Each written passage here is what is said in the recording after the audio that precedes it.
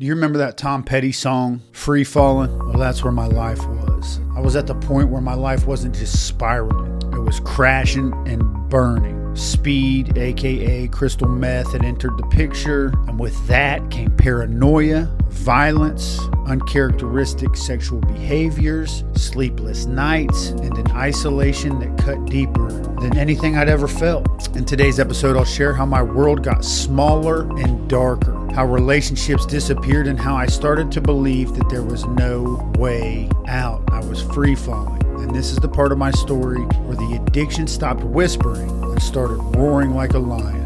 This episode of The Recovery Couch is brought to you by Greg Swartz at RE/MAX Victory and Affiliates. Whether you're buying or selling your home, Greg brings heart, hustle, and honesty to every deal. Call Greg at 937-477-8975 today.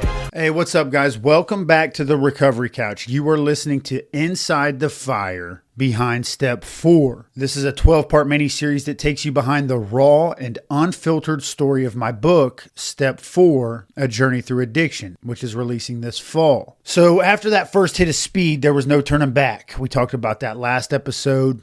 The high was instant, but so was the crash, and the crash always made me crave more. My days started blending together. I would be up multiple nights in a row. I was trapped in my own head, jumping at every shadow and noise in my empty house. I felt like I was disappearing, and not just from the world, but from myself. Paranoia and irrational behavior became my only companions. I was convinced people were watching me, talking about me, plotting against me. Every knock at my door, every car that drove by, everything felt like a threat. Aside from the people I was using and selling drugs to, my phone was silent because I had pushed all of my loved ones away. Family, friends, anyone who might have cared, I had burned those bridges without even realizing it. And in that isolation, I sank deeper into the high. I was desperate. I was desperate to escape the silence that felt like it was crushing me. And looking back, that period in my life was pure free fall. Like the Tom Petty song we talked about earlier, I was dropping through darkness with nothing to grab onto. And honestly, I wasn't sure I even wanted to stop the fall. And then one day, by the grace of God, I free fell all the way to the bottom. A reference we coin in recovery as rock bottom, and it woke me up. This episode of The Recovery Couch is brought to you by J.B. Davis at Performance Chrysler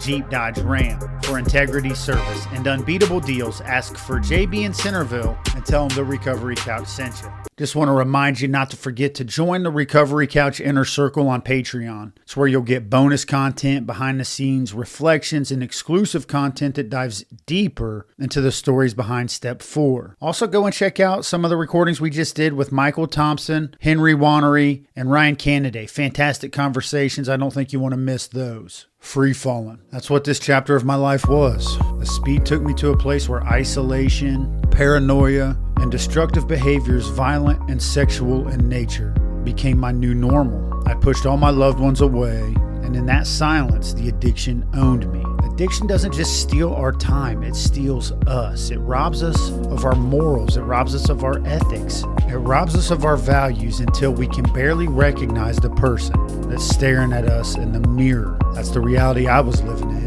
And when I was in that reality, the fire was only getting hotter. I want you to know you don't have to live in that reality. If you're in active addiction, you are able to be forgiven, you are able to be loved, and I want you to remember that you always have a seat right here on the Recovery Couch.